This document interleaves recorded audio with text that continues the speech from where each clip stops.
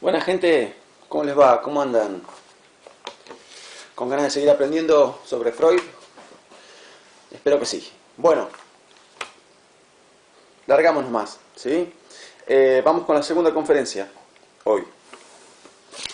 Mi idea para el video de hoy es, como siempre, ¿no? Primero, cada paso que demos, darlo firmemente, no saltearnos nada. Bueno, eso es como una consigna básica. Y después, me gustaría que lleguemos por lo menos hasta el concepto de represión que aparece en la segunda conferencia, ¿no es cierto? Bueno, y si llegamos a ir muy rápido, quizás avanzamos un poco más. Vamos viendo, ¿ok? No nos corre nadie, menos en el contexto en el que estamos. Así que muy bien, ok. Bueno, voy a empezar a escribir a partir de acá abajo, ¿no es cierto? Vamos con la segunda conferencia.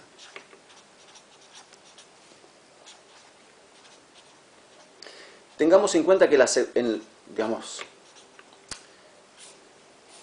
la segunda conferencia, Freud ya empieza a introducir conceptos que son netamente de la teoría psicoanalítica, ¿no? Entonces, vieron que mientras estábamos todavía en la primera conferencia, yo les hacía todo el tiempo la aclaración de que no estábamos, o sea, de que todo lo que explicábamos, todo lo que explicábamos desde el punto de vista conceptual, ¿no? Fundamentalmente la teoría sobre el origen de la histeria, esta idea de que el afecto queda retenido y busca una manera de expresarse, etc. Todo eso viene a ser la teoría prepsicoanalítica, o la prehistoria del psicoanálisis, o el nombre que ustedes le quieran poner. Porque no podemos hablar propiamente de psicoanálisis mientras no esté la teoría del inconsciente. Y la teoría de la sexualidad infantil también. Bueno, pero no aparece nada, ni de teoría del inconsciente, ni de teoría de la sexualidad infantil, en eso que vimos. Entonces no lo podemos llamar psicoanálisis. Es en todo caso la teoría prepsicoanalítica o la prehistoria del psicoanálisis o la teoría de Freud anterior al psicoanálisis propiamente dicho. Sí, que como sabemos empieza en el año 1900 porque en 1900 se publica la interpretación de los sueños y ahí aparece la teoría del inconsciente. ¿Ok? Bien. Entonces, dense cuenta de esto, por favor, de que Freud, en las 5 conferencias, a ver, imaginen que yo soy Freud, y yo les quiero hablar de psicoanálisis a ustedes, que son mi auditorio, y que no saben nada de psicoanálisis. Yo puedo, bueno, capaz que esto que voy a decir ya lo expliqué, no me acuerdo, pero yo podría encarar las conferencias explicando a partir del punto en el que la teoría está evolucionada hasta el día de hoy. O sea, imagínense que en esta línea de acá yo represento, imagínense que en esta línea de acá yo represento la evolución de la teoría psicoanalítica, en esta línea negra que dibujé acá. Ok. Freud da las conferencias en 1909. ¿Sí? Bien. Él podría arrancar explicándoles a sus oyentes la teoría según es en 1909, porque la teoría fue evolucionando a lo largo de los años. Bueno, y en el año 1909 ya alcanzó cierto punto de evolución. Va a seguir evolucionando, más vale. Pero Freud podría, que no lo hace, pero podría explicarles a sus oyentes la teoría desde el presente, desde el momento actual de su evolución, desde el momento presente de su evolución. Pero no lo hace. ¿Qué hace Freud? No lo hace y para mí está bien que no lo haga, porque es más pedagógico el camino que él toma. ¿Y qué camino toma él? Él les cuenta a sus oyentes cómo fue evolucionando su teoría. Entonces arranca de acá. Fíjense que la primera conferencia es sobre la teoría que él tenía en las décadas de 1880 y 1890. En la época en que trabajaba con Breuer, en la época que yo llamo prepsicoanalítica o prehistoria del psicoanálisis. Ahora en la segunda conferencia ya empieza a introducir conceptos que son propiamente psicoanalíticos, como represión, porque el concepto de represión es parte de la teoría del inconsciente. Y va avanzando. En la cuarta conferencia va a hablar de sexualidad infantil. Y en la quinta conferencia, recién en la quinta, les va a contar en la quinta, que es la última, les va a contar a sus oyentes cuáles son los... les va a explicar cuál es ¿qué es lo último de la teoría? ¿No? Les va a contar los últimos, les va a explicar el origen de la neurosis desde el punto de vista en el que la teoría está actualmente ubicada, ¿no? Entonces, él, en la primera conferencia les cuenta a sus oyentes cómo él entendía el origen de la neurosis en los años de 1880 y 1890. Después, cómo lo entendía desde el punto de vista de la teoría del inconsciente. Después, cómo lo entendía desde el punto de vista de la teoría de la sexualidad infantil. ¿Sí? O sea que va a evolución. Él va, en sus conferencias, va siguiendo el recorrido. Va siguiendo el recorrido, ¿sí?, de la evolución de su teoría. Les va mostrando cómo fue evolucionando su teoría. Y él cierra las conferencias explicándoles a sus oyentes cuál es actualmente, en 1909, la teoría que él tiene sobre el origen de la neurosis. ¿Ok? Bueno, listo.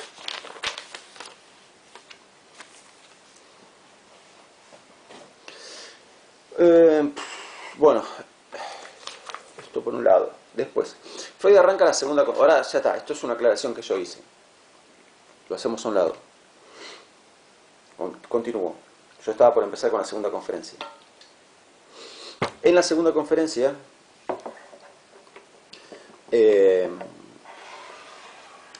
Freud arranca explicando dos teorías sobre el origen de la histeria con las cuales él no está de acuerdo. Ustedes recuerden que él cerró la primera conferencia contando la teoría de Breuer sobre el origen de la histeria, teoría con la cual él no está de acuerdo. Bueno, ahora arranca la segunda conferencia contándonos la teoría de Charcot sobre el origen de la histeria y la teoría de Janet sobre el origen de la histeria, con las cuales tampoco está de acuerdo.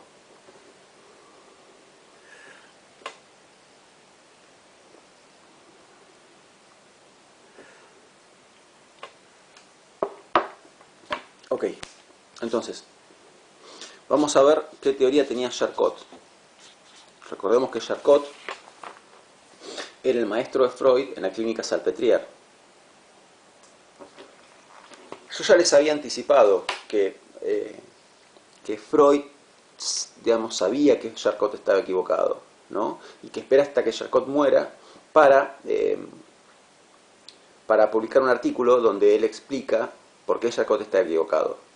Bueno, yo ahora lo que les voy a explicar es una versión muy sintética de ese artículo, ¿no? Entonces, Charcot muere en 1893. Me parece que en un video anterior yo dije 1883. Me equivoqué por 10 años. Pido perdón. Si fue así, pido perdón. Charcot muere en 1893. Y en ese mismo año Freud publica un artículo que se llama Estudio comparativo de las parálisis motrices orgánicas e histéricas. Y en ese artículo Freud muestra que Charcot está equivocado en su teoría sobre el origen de la histeria. ¿Qué teoría tenía Charcot? A ver.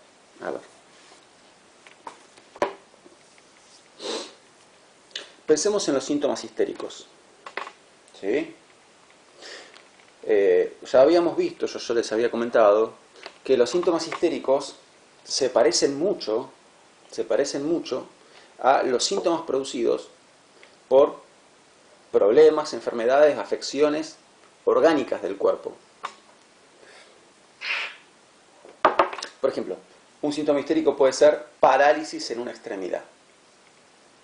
Otro síntoma histérico puede ser falta de sensibilidad en esa extremidad. Otro síntoma histérico puede ser alteraciones en el movimiento de los ojos. Otro síntoma histérico puede ser ceguera de origen histérico. Otro síntoma histérico puede ser dificultad para hablar, dificultad para mantener erguida la cabeza, como le pasaba a Naboo, etcétera, etcétera, etcétera. Pero ven que son todos síntomas que son compatibles. ¿Compatibles con qué? Con problemas neurológicos, ¿no? Con problemas en el sistema nervioso. ¿O acaso no hay enfermedades en el sistema nervioso, afecciones o accidentes también que una persona puede tener que pueden generar determinado daño en el cerebro, en la médula espinal o en algún lugar del sistema nervioso periférico que provoquen precisamente esos síntomas?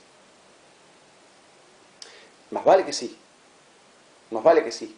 Entonces, todos estos síntomas son compatibles, les decía, todos estos síntomas son compatibles con afecciones de origen orgánico. ¿Y qué quiere decir de origen orgánico? Quiere decir de origen biológico. De origen biológico es, por ejemplo, un aneurisma, mal de Alzheimer, un daño en la médula espinal, un daño en un nervio del sistema nervioso periférico, etcétera, etcétera, etcétera, ¿no? Meningitis, o sea, un montón de... Estoy hablando de todos problemas que son del sistema nervioso que pueden generar síntomas como estos que estoy diciendo, ¿no? Más vale que no les estoy hablando con la precisión de un médico, es aproximativo lo que yo digo. No soy neurólogo, ¿sí? Lo que estoy diciendo es aproximativo. Pero vean que todos esos problemas tranquilamente podrían deberse a afecciones de tipo orgánico. De tipo orgánico quiere decir que algo pasa en el cuerpo que provoca esos síntomas. Bien, ahora, ¿por qué la histeria es una enfermedad que resulta tan interesante a los neurólogos de la época? Porque la persona histérica tiene precisamente esa clase de síntomas en ausencia de toda afección orgánica comprobable. O sea, hacen a la persona un examen clínico y el examen clínico da bien. Incluso cuando, si por alguna razón la que fuese fallecía una de estas personas que padecía histeria, hacían la autopsia correspondiente y encontraban que el sistema nervioso estaba en perfecto estado. Por eso les resulta tan interesante esta enfermedad.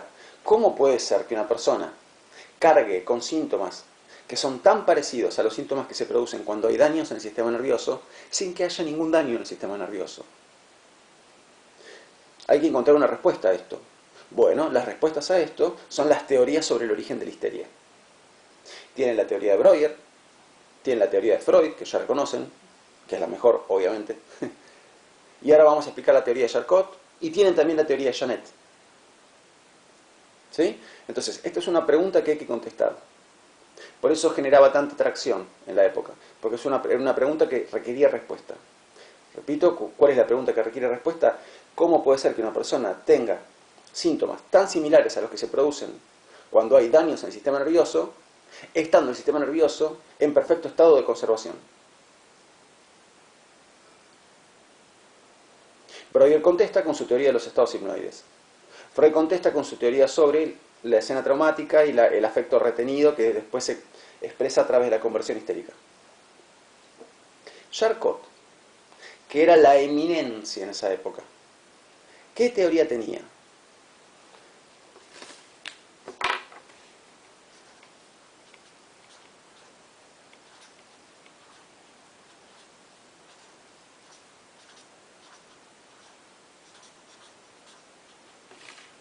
Charcot tenía la teoría de que la histeria se producía por una lesión funcional en el sistema nervioso. ¿Y a qué se refiere Charcot con una lesión funcional? O sea, a ver,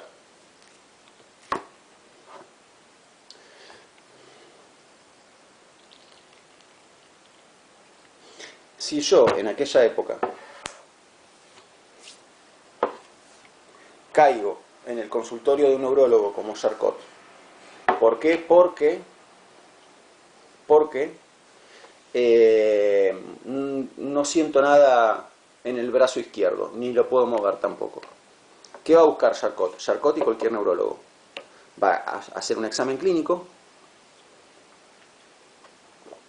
y va a tratar de ver si hay en algún lugar de mi sistema nervioso, ¿sí? En algún lugar de mi sistema nervioso, algún tipo de lesión, algún tipo de daño.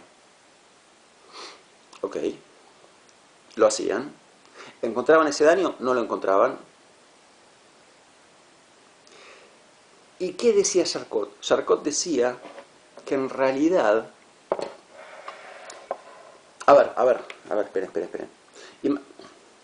Imagínense que el examen clínico daba como resultado que había un daño en el nervio a esta altura, supónganse. Que a esta altura el nervio estaba dañado, estaba cortado, qué sé yo, no sé. Y bueno, ¿eso explicaría que yo no puedo mover el brazo y que no siento nada en el brazo? Sí, lo explicaría, bárbaro. Ahora, ¿qué pasa con la histeria? Pasa que ese daño no está. Se hace el examen clínico y se encuentra con que no hay ningún daño. Ok. ¿Qué va a decir Charcot? Charcot lo que va a decir es que sí, daño hay. Daño hay. Pasa que el daño que hay en el sistema nervioso no es un daño físico. No es que el nervio está cortado, quemado, roto, desnutrido, ni nada que se le parezca, sino que hay un daño en el funcionamiento del nervio. A ver si me siguen.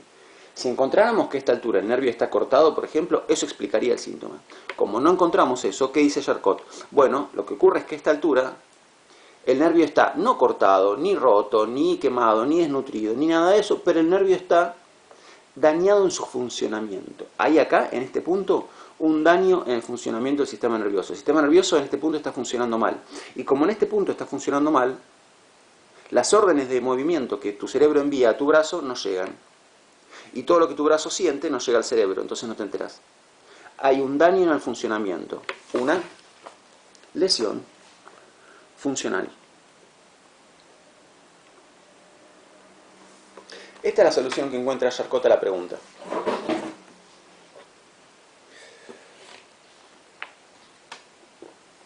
¿Por qué la histeria produce síntomas que se parecen tanto a los síntomas que ocurren cuando hay una afección orgánica en el sistema nervioso? Cuando hay un daño en el sistema nervioso, la respuesta de Charcot es sí, daño hay, pero no es un daño físico, sino que es un daño en el funcionamiento. Es una lesión funcional. Y como es un daño en el funcionamiento, al hacer el examen clínico o incluso en una autopsia, no encontrás nada. No encontrás nada. Ni vas a encontrar nada. Lo que se dañó es el funcionamiento. Bueno. Charcot estaba equivocado. ¿No? ¿Por qué estaba equivocado? Freud lo demuestra en el artículo que yo les dije, ¿no? Que es un artículo muy interesante, que al día de hoy se sigue leyendo en la Facultad de Medicina. Ese artículo yo les dije que se llama Estudio comparativo, porque lo que hace Freud ahí es comparar, ¿no? Estudio comparativo de las parálisis motrices de origen orgánico y de origen histérico. Hay parálisis motrices de origen orgánico, que se originan en un daño en el sistema nervioso, y hay parálisis motrices de origen histérico. ¿Ok? Entonces, ¿qué hace Freud? Las compara. Y el razonamiento de Freud es el siguiente. Supongamos que Charcot tiene razón. Supongamos que un problema como el que les acabo de ejemplificar se produce porque hay un daño en el sistema nervioso, hay efectivamente un daño, pero ese daño, en vez de ser físico, es funcional, es un daño en el funcionamiento. Bueno, si lo que dice Charcot fuera verdad, entonces este daño produciría exactamente el mismo tipo de síntomas que produce un daño físico. ¿Me siguen? A ver. Recapitulemos. ¿Cuál sería la explicación más lógica para no poder mover el brazo y no sentir nada en el brazo? Encontrar un daño en el nervio, en algún punto del recorrido del nervio, acá por ejemplo. Ok, ¿ese daño lo encuentran los neurólogos? No. ¿Qué dice Charcot? Dice, lo que pasa es que el daño no es físico, sino que es funcional, es un daño en el funcionamiento. A lo cual Freud razona de la siguiente manera. Supongamos que Charcot tiene razón. Si fuese verdad que hay un daño acá, pero el daño no es físico, sino que es funcional, pero está, entonces, los síntomas que este daño produce serían los mismos que produciría un daño físico. Sigamos el razonamiento de Charcot. El daño está, en vez de ser físico, es funcional. Si así fuese, entonces los síntomas que produciría dicho daño en el brazo serían los mismos que produce un daño físico. A ver, examinemos si es así. Comparemos los síntomas. Comparemos una parálisis del brazo en una persona histérica y una parálisis del brazo en una persona de la cual sabemos que su nervio se le cortó, porque sabemos que el nervio está cortado. Tuvo, supóngase, un accidente o tuvo un problema que causó un daño en el nervio. Comparemos ambos síntomas. Y Freud lleva a cabo un análisis muy detallado de esos síntomas, muy detallado. Y lo que Freud demuestra es que los síntomas que producen un daño físico real, o sea, un daño físico comprobable, son diferentes de los síntomas que produce una parálisis de origen histérico. Dicho de otra manera, una persona que no puede mover el brazo, ni siente nada en el brazo, repito, una persona que tiene afectado el movimiento de su brazo y la sensibilidad de su brazo porque tuvo un daño en el nervio, y ese daño es comprobable, vemos que el nervio está dañado, tiene determinados síntomas. Y una persona que tiene afectada la movilidad del brazo y la sensibilidad del brazo a causa de la histeria, tiene síntomas diferentes en el brazo. En una primera mirada, en una mirada un tanto grosera, podría parecer que los síntomas son los mismos, pero si miramos más finamente, vemos que no. ¿Por qué no? Porque, conclusión, la histeria no se origina en una lesión funcional, no se origina en una lesión en el funcionamiento del sistema nervioso. Si así fuera, produciría los mismos síntomas que una lesión física. No produce los mismos síntomas. Conclusión, Charcot está equivocado. La supuesta lesión funcional no explica los síntomas histéricos. No hay tal lesión funcional en una persona histérica. Bueno, después de explicar esto, Freud se pone a explicar la teoría de Janet sobre el origen de la histeria. Y Janet nos dice que la histeria se origina en una debilidad constitucional o congénita, cualquiera de las dos. Vamos a poner constitucional. Debilidad constitucional para lograr la síntesis psíquica. Y vamos a ver qué quiere decir esto.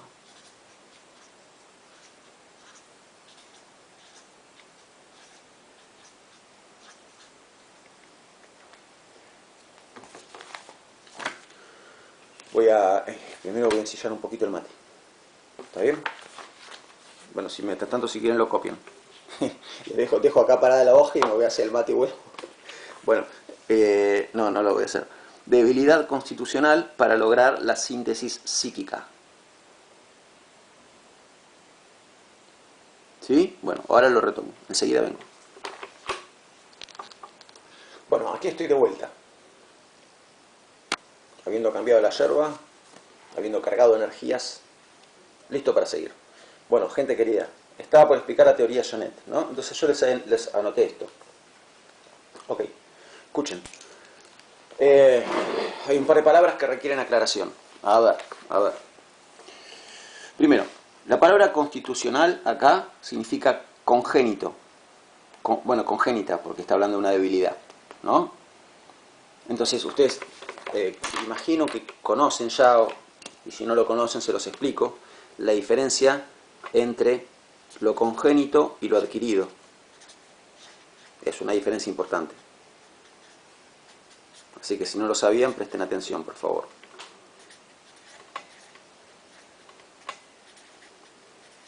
¿Sí? En medicina se usan mucho estos dos términos, lo congénito y lo adquirido.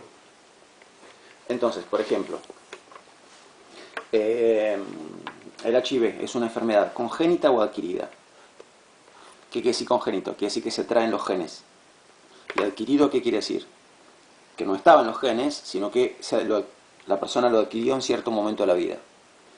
El HIV es una enfermedad, el HIV es un virus, digamos, el SIDA sería. El SIDA es una enfermedad adquirida. El sarampión es una enfermedad adquirida. La hemofilia es congénita. ¿Sí? La hemofilia es un problema en la coagulación de la sangre. Así que la hemofilia es... congénita. ¿Dije adquirida? Congénita. La hemofilia es congénita. Bien.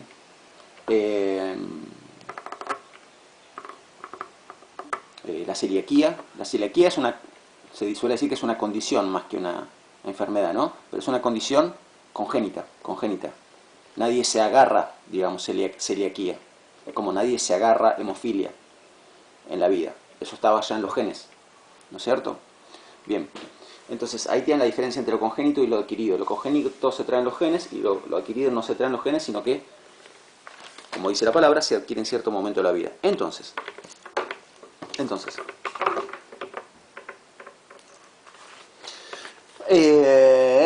Janet nos dice que la causa de la La causa de la histeria es una debilidad constitucional, o sea, congénita, una debilidad que está de nacimiento, para lograr la síntesis psíquica.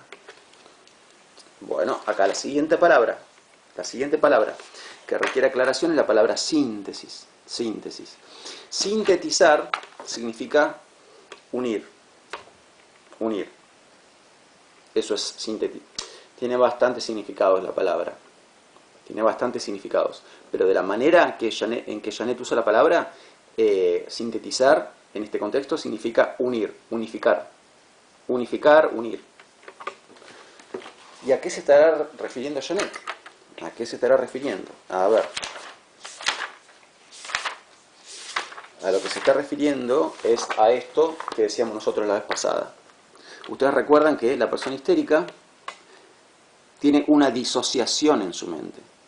Una disociación, una división entre un grupo de representaciones y otro grupo de representaciones. Este grupo de representaciones no tiene manera de conectarse con este grupo de representaciones. Entonces, ¿qué es lo que la persona histérica no puede hacer? No puede unir este grupo de representaciones con este. No puede unirlo. No puede sintetizarlo. Sintetizarlo. Entonces, ¿qué dice Janet? Janet lo que dice, volvemos a Janet, es que la persona histérica es una persona que tiene, desde su mismo nacimiento, debilidad, como cierta incapacidad para sintetizar, o sea, unir esos dos grupos de representaciones. ¿Sí? La mente de la persona histérica está dividida entre las representaciones de las que puede hablar normalmente y las representaciones de las que normalmente no puede hablar. ¿Ok? ¿Y por qué no las puede unificar? ¿Por qué no puede conectar esos dos grupos de representaciones? Janet contesta, porque tiene desde el nacimiento, trae en sus genes incapacidad, debilidad para lograr eso. No lo puede, no le sale. Y ya, esta es la teoría de Janet. No es muy alentadora, digamos, ¿no? Porque está diciendo que tampoco hay mucho que se puede hacer por la persona, porque no podés, si de nacimiento trae ese problema, entonces está diciendo que no se puede hacer mucho. Porque la debilidad la va a seguir teniendo. Bueno, entonces, tenemos a esta altura ya 4 teorías diferentes sobre el origen de la histeria. Tenemos la teoría de Freud, la teoría de Breuer, la teoría de Charcot y la teoría de Janet.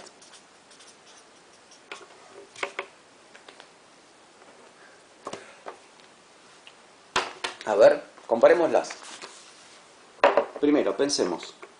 ¿Quiénes de ellos piensan que la histeria es congénita? Para Freud, ¿es congénita la histeria o es adquirida? Para Freud, la histeria es adquirida. Adquirida. Nadie digamos, ya trae la histeria en los genes. No. Para Breuer es adquirida. Para Charcot es adquirida.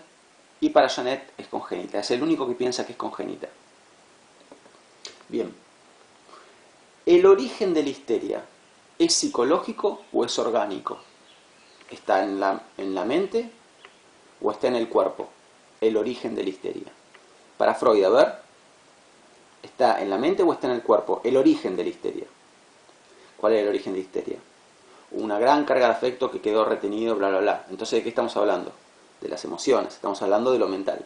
Para Freud la histeria es de origen mental, psicológico, ¿no? Entonces, para Freud la histeria es de origen psicológico o de origen orgánico? De origen psicológico. Para Breuer la histeria es de origen psicológico o de origen orgánico? De origen psicológico. Para Janet la histeria es de origen psicológico o de origen orgánico? De origen psicológico. Para Charcot la histeria es de origen psicológico o de origen orgánico? De origen orgánico. ¿Sí? Entonces para Freud la histeria es de origen psicológico y es adquirida. Para Breuer también es de origen psicológico y es adquirida. Para Charcot es de origen orgánico y es adquirida. Y para Janet es de origen psicológico y es congénita. Bien. Seguimos. Bueno, Freud nos cuenta en esta segunda conferencia que tarde o temprano abandonó la hipnosis. Tarde o temprano abandonó la hipnosis. Y él nos cuenta diferentes causas. Las malas lenguas dicen que Freud no era muy bueno para hipnotizar. Pero bueno, eso dicen las malas lenguas. No seamos malas lenguas. Y escuchemos a Freud. Freud nos va a decir que abandona la hipnosis porque le parece un método, primero como muy místico, ¿no? Muy místico, muy como de brujería. Y eso a Freud le causa como asquito. Y está bien, digamos, hay que ser científicos, no brujos. Entonces, dice, es un método muy místico, muy místico. Además, es un método que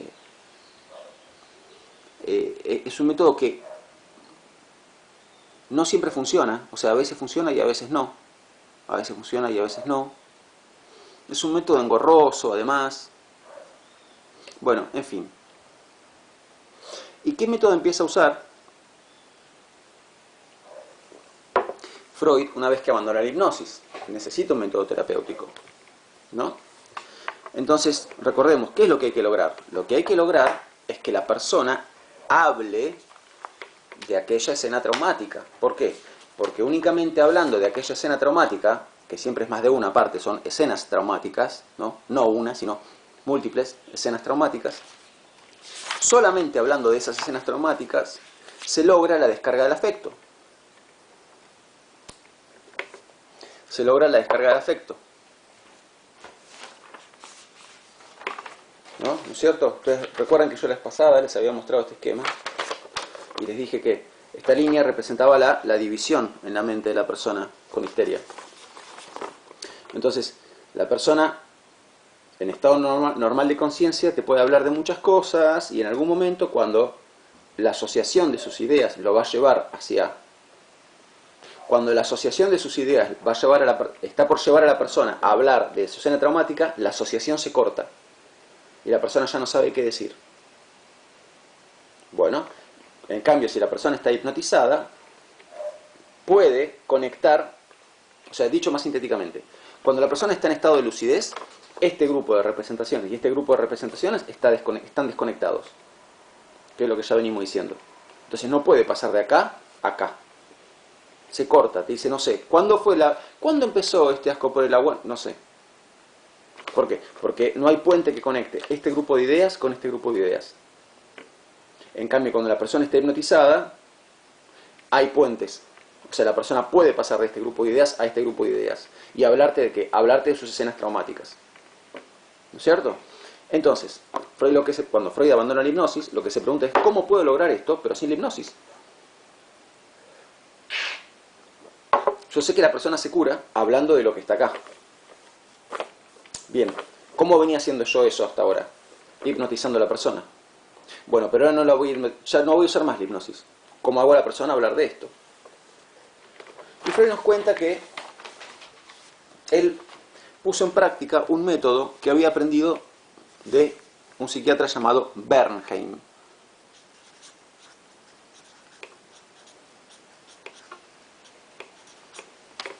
Bernheim. Bien, Bernheim, ¿qué método había inventado?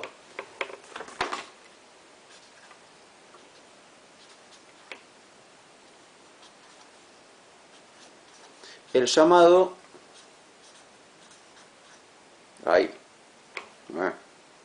Bueno, me tragué una letra.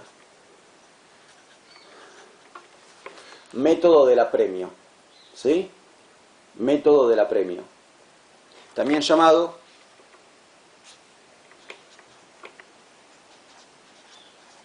método coercitivo. Método del apremio y método coercitivo son sinónimos, son lo mismo, ¿sí? Método del apremio o método coercitivo. ¿Qué quiere decir apremio? Apremio quiere decir, apremiar a alguien es increparlo, presionarlo, ¿no? Y método coercitivo viene de coerción. Coerción es justamente eso mismo, Coerción es sinónimo de apremio. Es ejercer presión sobre alguien. Entonces, ¿en qué consiste este método del apremio? Consiste en que, a ver, es un método como un poquito violento.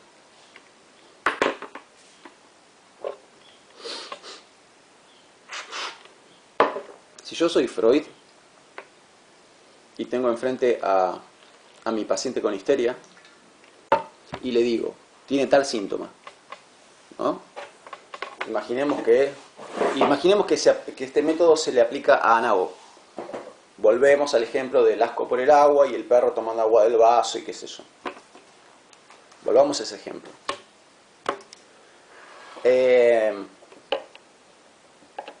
Igual, vuelvo a ese ejemplo porque me viene bien. Ana O no fue atendida con el método del apremio. Ana O fue atendida con el método de la hipnosis, ¿no? Pero a ver, si en vez de usar la hipnosis hubieran usado el método del apremio con Ana O, si Breuer hubiera usado el método del apremio con Ana O, ¿qué hubiera hecho? Hubiera hecho lo siguiente. Así, vamos a imaginar que soy Breuer. Vamos a imaginar que soy Breuer y que con Ana O quiero usar el método del apremio. No la hipnosis, sino el método del apremio. Ok. Está ahí sentada Ana O, ¿no? Entonces le pido a Ana O que me cuente, o sea, le digo, Ana O, ¿cuándo empezó este asco que sentís por el agua? Y Ana O me contesta, no sé, doctor. A ver, hagamos un esfuerzo. Espero que me conteste, me dice, no sé, doctor. Pero a ver, algo te tiene que venir a la mente. Trata de pensar, ¿qué te viene a la mente cuando pensás, ¿por qué tendré asco por el agua? ¿Qué te viene a la mente? Decímelo. No sé. Bueno, a ver. Yo ahora la miro como bien a los ojos a Ana O y le digo, vos sí sabés por qué te da asco tomar agua. Sí lo sabés. No sé, doctor. No, sí lo sabés. Sí lo sabés. Y cuando yo te coloque la mano en la frente y ponga presión, yo te voy a tomar la cabeza, así, con una mano por atrás, acá, en la nuca, y otra mano te la voy a apoyar en la frente. Así. Entonces, cuando yo te tome la cabeza con las manos y te presione la frente, vos vas a decir en ese momento, ¿cuándo fue que empezaste a sentir asco por el agua? No, pero le digo que no sé, doctor. Bueno, vos lo vas a decir. Vamos, decilo. ¿Cuándo fue que empezaste a sentir asco por el agua? No sé. Decilo. Sí, lo sabés. No lo sé. Sí, lo sabés. Y plum. ¿No? Así. Le toma la cabeza y le presiona con la frente, con la mano en la frente. Y ahí la persona dice, empezó cuando yo vi al perro tomando agua del vaso en aquel momento porque me dio mucho asco y entonces y empieza a alargar todo, ¿no? Ok. ¿Ven por qué se llama método del apremio? ¿No? Porque se le ejerce una gran presión a la persona para que hable. Se increpa, se la obliga a la persona a hablar, ¿no? Con este método que es presionarle la frente, ¿no? Tipo Tony Camo, qué sé yo, estos que salen en la tele. Ok. Hoy en día ni siquiera sé si sería legal este método. ¿Con qué se encuentra Freud al usar este método? Con que funciona. Funciona. O sea, la persona habla. Cuando llega ese momento de presionar la frente de la persona finalmente habla. ¿De qué habla? De su escena traumática. Cuenta esa escena traumática. ¿Y qué ocurre? Se produce la descarga de afecto. Se produce una descarga emocional. Y después de eso, ¿qué viene? El alivio del síntoma. Porque ya sabemos que cuando se produce la descarga de afecto, se alivia el síntoma. Entonces Freud dice, bueno, ok, encontré un sustituto bastante potable, aparentemente, para la hipnosis, ¿no? Y entonces Freud entra a usar el método del apremio. Método del apremio. Termina por abandonarlo también. Porque es un método engorroso, como decía yo, es un tanto violento, ¿no? Entonces Freud termina por abandonarlo también. Entonces este fue el segundo método que usó Freud y termina por abandonarlo también. Después yo les voy a contar cuál va a ser el tercero, ya vamos a llegar. Pero este es el segundo método que usó Freud. Y Freud nos cuenta que él deja este método sintiendo que este método le enseñó dos cosas muy valiosas. ¿Y cuáles son las dos cosas que él aprendió gracias al método del apremio? Préstenme mucha atención. Uno,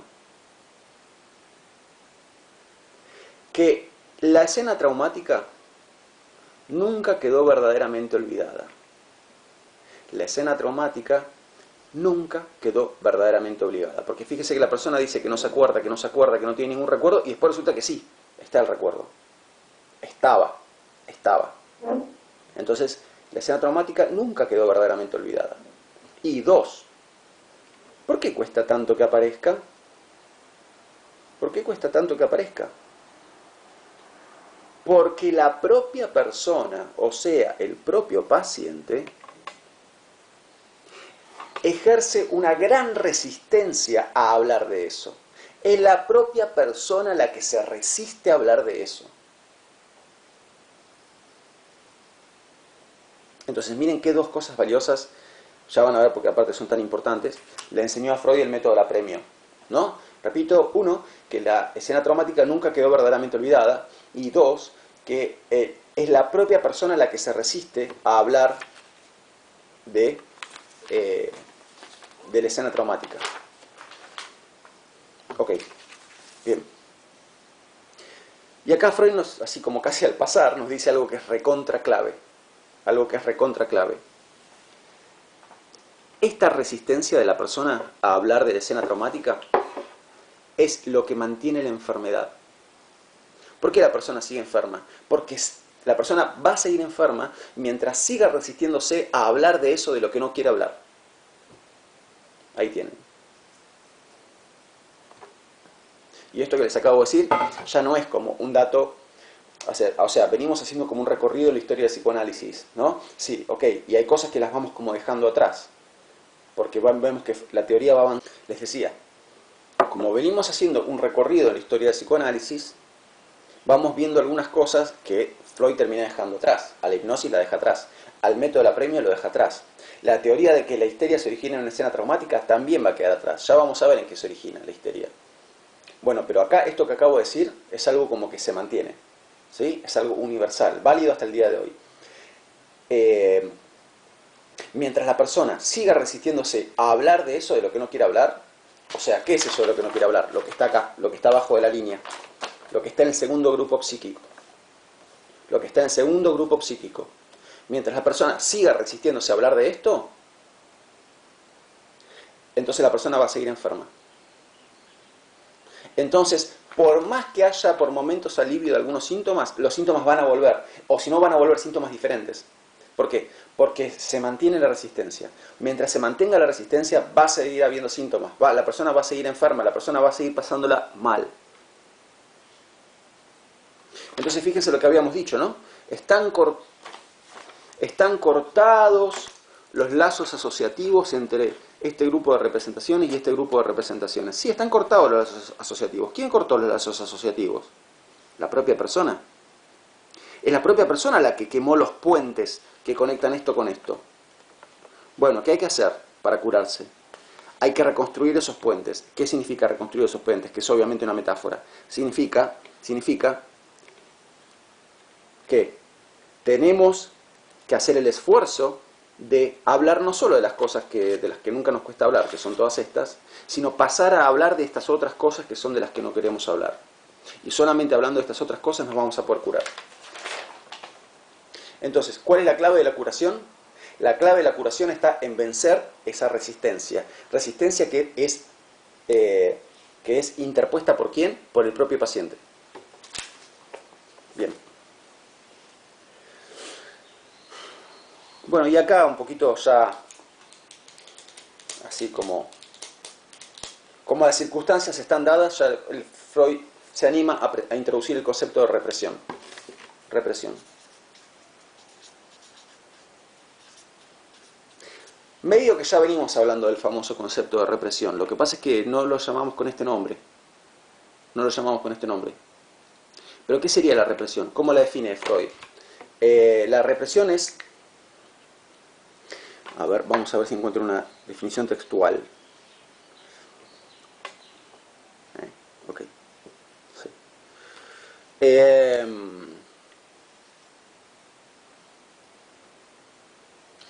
Bueno, voy a dar una definición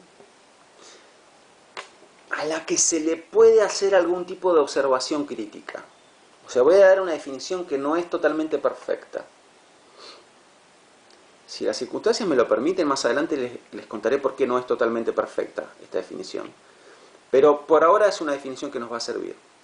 Vamos a definir represión como el olvido voluntario de una representación. ¿Sí? Dijimos que la palabra representación es muy abarcativa en psicoanálisis, mucho más abarcativa que lo que es en la psicología genética, ¿no? Entonces dijimos que podíamos entender por representación un pensamiento, una idea, una imagen, una fantasía, una sensación, un recuerdo también, ¿no? Entonces, un recuerdo es una representación. En el caso de Ana O, tenemos el recuerdo de, y muchos otros también, pero bueno, siempre volvemos al del perro porque nos viene súper bien y es súper práctico. El recuerdo del perro tomando agua del vaso es una representación. Representación que Ana O mandó ¿a dónde? Al sótano. ¿Sí? Representación que Ana O decidió olvidar. Todas las representaciones que están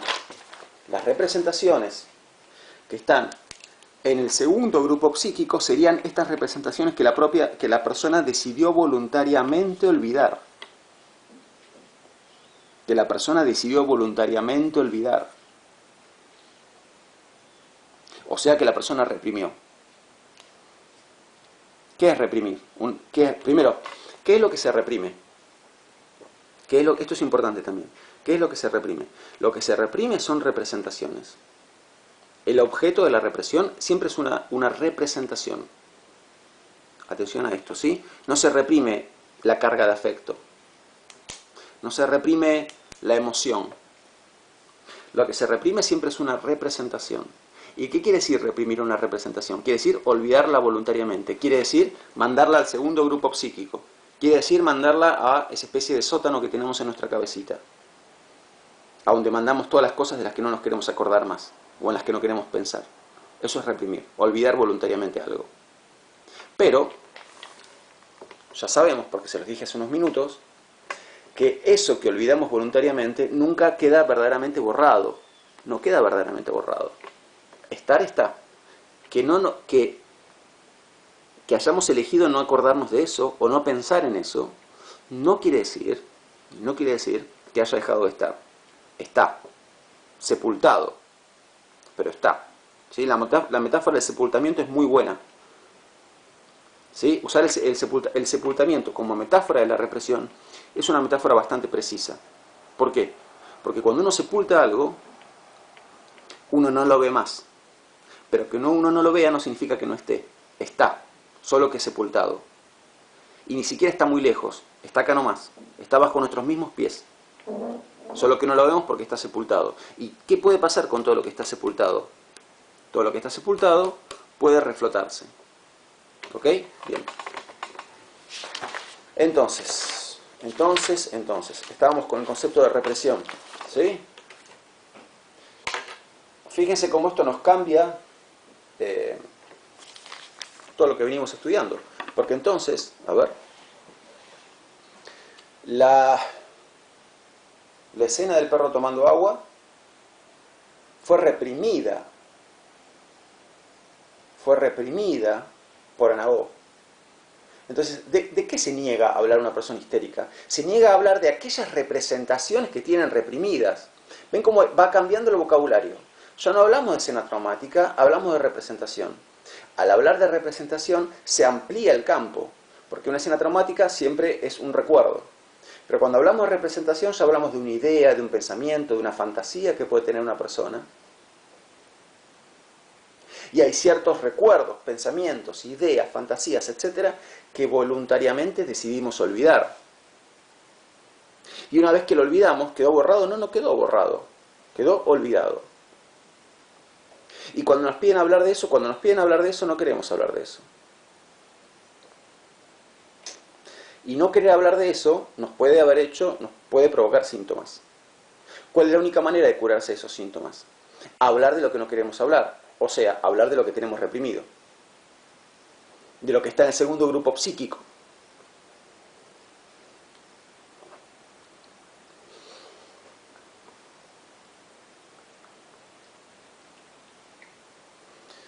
Ok.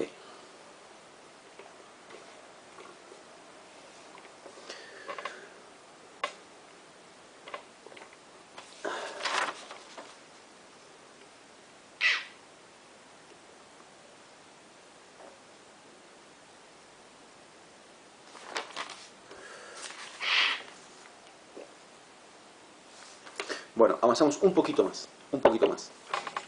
A ver.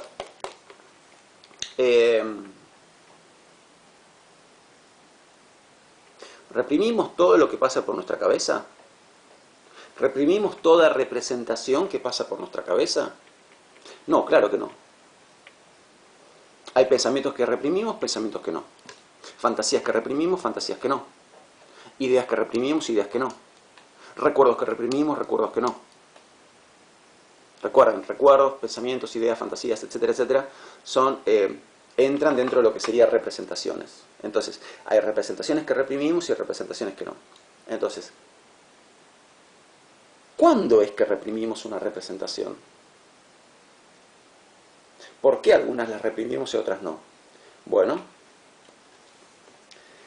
reprimimos una representación cuando nos hace ruido.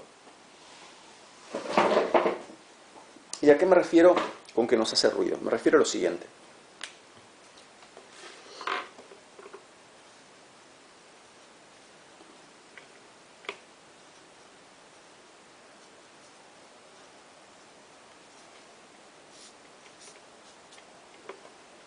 Bien, acá tenemos una representación.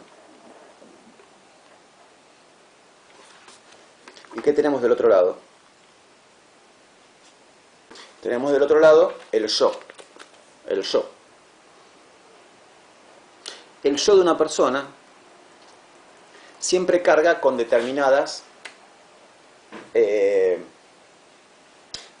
valores éticos y estéticos. Valores éticos y valores estéticos. Valores que le dicen a la persona qué es lo que está bien y qué es lo que está mal. Y valores estéticos que le dicen a la persona qué cosas son estéticamente aceptables y qué cosas son cochinas y no hay que aceptarlas, chanchas, ¿no? Entonces, el yo me quedó re poquito lugar. A ver, valores éticos y, bueno, ni sé si van a poder ver lo que estoy escribiendo, pero ya saben lo que es, ¿sí? Lo que anoté acá abajo es, entre paréntesis, valores éticos y estéticos. Los valores éticos son el conjunto de ideas que tiene el yo sobre qué está bien y qué está mal. Y los valores estéticos son el conjunto de ideas sobre qué es, digamos, decoroso, aceptable desde el punto de vista estético y qué cosas son chanchas. Entonces, por nuestra cabecita pasan muchas representaciones. ¿Todas son reprimidas? No, no, no. Hay un montón que no son reprimidas. Algunas son reprimidas, pero hay un montón que no. Entonces, ¿cuáles son reprimidas? Son reprimidas aquellas que entran en conflicto con el yo. Entran en conflicto con el yo. Entran en conflicto, o sea, son reprimidas aquellas que son incompatibles con el yo. Entonces,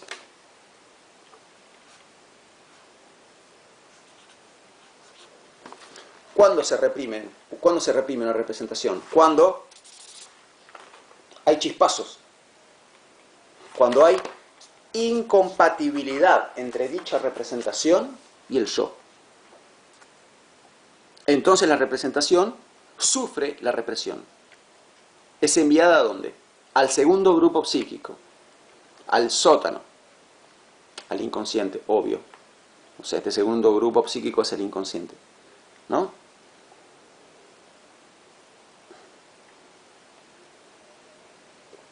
Con lo cual ya podemos ver quién es el que se resiste. ¿Quién es el que ofrece resistencia a aceptar eso? El yo. El yo es el que ofrece resistencia a aceptar eso. Como se resiste a aceptar eso, como el yo rechaza eso, lo envía, o sea, lo olvida voluntariamente. ¿Qué es olvidar voluntariamente? Reprimir. ¿Qué es reprimir? Enviar al segundo grupo psíquico. O sea, enviar al inconsciente. Lo envía al inconsciente. ¿Ok? Bien. Y hay algo, acá hay algo importante que hay que aclarar, que es que el yo gana algo al reprimir. O sea, con este olvido voluntario, el yo gana algo. ¿Y qué es lo que el yo gana? El yo se evita el conflicto. El yo evita el conflicto. ¿Por qué? Porque si a mí se me ocurre, supónganse, una fantasía que no me gusta tener, una fantasía con la cual estoy en conflicto, fantasía que es mía, pero que yo rechazo, que yo digo, uy, no quiero que eso sea parte de mí, pero sin embargo es mío. Entonces, ¿qué destino va a sufrir esa fantasía? Esa fantasía va a ser reprimida, va a ir a parar al inconsciente. Bien, ¿qué ganó mi yo con eso? ¿Qué gané yo? ¿Qué gané yo con eso? Lo que gané es evitar el conflicto. ¿Qué conflicto? El conflicto de tener una fantasía que no quiero aceptar que tengo. Entonces, reprimiéndolo, ¿qué hice? Lo olvidé. Fue un olvido voluntario. O sea, volvemos a la metáfora del sepultamiento. Lo sepulté, lo metí bajo tierra y lo tapé con tierra. ¿Desapareció? No desapareció. Lo que evito es verlo. ¿Por qué? Porque verlo me pone en conflicto. Entonces, hay una ganancia del yo en la represión. Hay una ganancia del yo. Algo gana el yo. El yo evita el conflicto.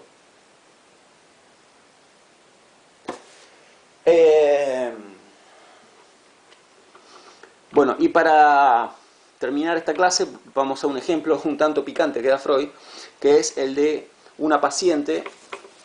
O sea, Freud nos quiere ejemplificar el mecanismo de la represión, ¿no? Entonces, para ejemplificarnos el mecanismo, nos cuenta el caso de una paciente que tenía una hermana. La hermana estaba casada, se ve que estaba casada con un tipo buen mozo, qué sé yo. ¿Por qué? A esta paciente le gustaba el cuñado. Le gustaba el cuñado. No había pasado nada con el cuñado. Bueno, cuestión que la hermana fallece, la hermana muere. Y la paciente está en el velorio de la hermana y en el momento mismo en que está parada frente al ataúd con la hermana fallecida ahí enfrente, se le viene a la cabeza el siguiente pensamiento, o sea, la siguiente representación. Qué bueno que ella se murió, así ahora mi cuñado está libre. Ven que se le aparece una representación en la conciencia. ¡Pum! Conflicto, chispazo. ¿Cómo a mí se me va a ocurrir eso? Soy una tremenda turra. Con mi hermana acá muerta enfrente. Bueno, entonces, ven cómo esto les muestra bastante bien la dinámica del asunto, ¿no? A ver.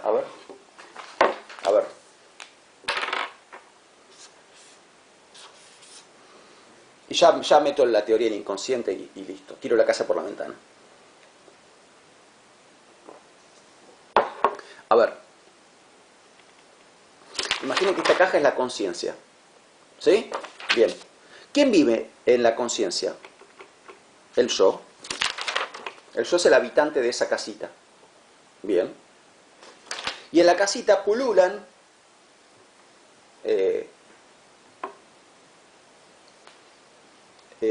insectos de todo tipo. Vamos a llamarlos representaciones. Qué sé yo, no sé si es la mejor metáfora. A ver, el yo vive en la conciencia y tiene que convivir con todas las representaciones que hay en la conciencia. ¿Qué quiere decir? Quiere decir que yo vivo en mi conciencia y en mi conciencia hay representaciones todo el tiempo, las 24 horas del día. Ok. Con muchas de esas representaciones, yo no voy a tener ningún problema. Esta mujer seguramente tenía un montón de representaciones con las cuales no tenía ningún problema. ¿Qué sé yo? hacer una torta de manzana, qué ganas de jugar a la canasta, qué ganas de descansar un rato, voy a ir a trabajar porque necesito hacer tal cosa. Bien, o sea, esa mujer tiene cantidad de pensamientos, fantasías, recuerdos, etcétera, con los cuales no tiene ningún problema. Pero un día apareció en esta casita un habitante indeseable.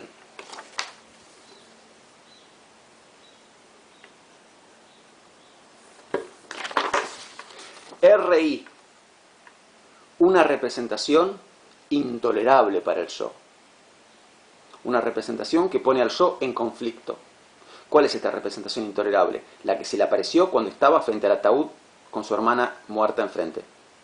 Qué bueno que se murió, porque ahora mi cuñado está libre.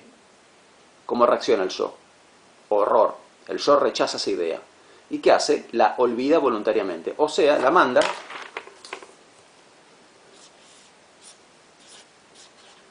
a este sótano. ¿Cuál es ese sótano? El inconsciente. Entonces tenemos acá la conciencia. Conciencia se abrevia CC. Y tenemos el inconsciente, que se abrevia ICC.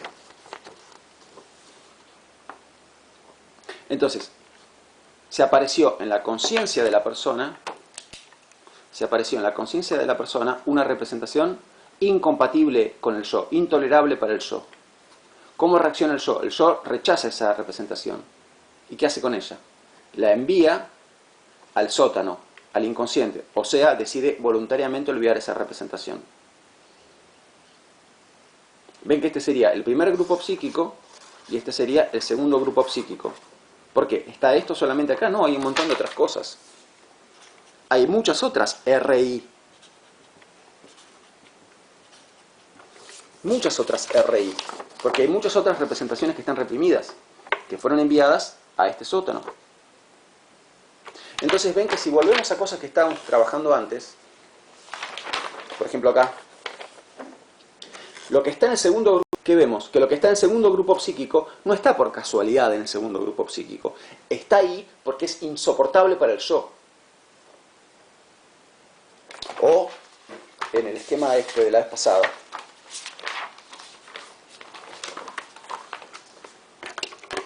¿Por qué están separados el primer grupo psíquico y el segundo? Porque el primero está hecho de aquellas representaciones con las cuales el yo no tiene el más mínimo problema. Y en el segundo están todas aquellas representaciones que el yo decidió voluntariamente olvidar. ¿Por qué? Porque le resultan insoportables. ¿Y qué ganó al olvidarlas voluntariamente? Lo que ganó es evitar el conflicto de tener que enfrentarlas. Porque esto es lo difícil. Estas representaciones no se las puso nadie en la cabeza a la persona. Son de la propia persona. ¿Por qué cuesta tanto salir adelante en una terapia, en un psicoanálisis? Porque uno tiene que hablar de aquellas cosas de las que no quiere hablar y que son precisamente made in yo mismo. Y eso es lo duro del asunto. No vienen de nadie me puso eso en mi mente. Salen de mí mismo. Como sale de sí misma, en el caso de esta mujer, la alegría de que se murió la hermana. Está contenta de que se murió la hermana. ¿Por qué? Porque ahora quizás puede pasar algo con el cuñado. Y ella se horroriza, pero se horroriza precisamente porque es verdad que está contenta. Es verdad que está contenta. Entonces, esta idea hace entrar en conflicto el yo y cómo reacciona olvidando voluntariamente esa representación. Ven que reprimir, olvidar voluntariamente son sinónimos. ¿Y qué es reprimir o olvidar voluntariamente? Cortar los lazos asociativos. Cortar los puentes. ¿Sí? Lo mando a un lugar a donde no hay puentes para llegar. Bueno, pero la única manera de curarse es restablecer el puente. Porque aunque lo hayas mandado acá, desaparecer no desapareció. Estar está. Y el día de mañana te lo puede cobrar. ¿Cómo te lo cobra? Las representaciones reprimidas, ¿cómo vienen a cobrarte que las hayas echado? Porque no les gusta estar echadas esas representaciones reprimidas, no les gusta estar en el sótano. ¿Cómo es que vienen a cobrarte lo que les hiciste? Te lo cobran en un síntoma. a través de un síntoma.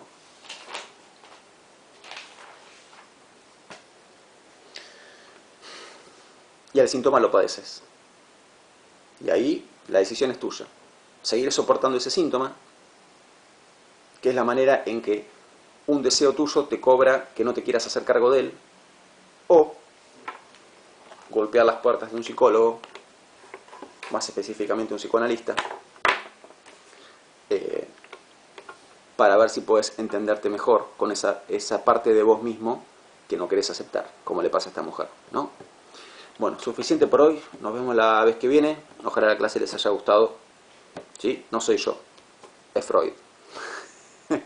Les mando un abrazo grande, nos vemos, chao.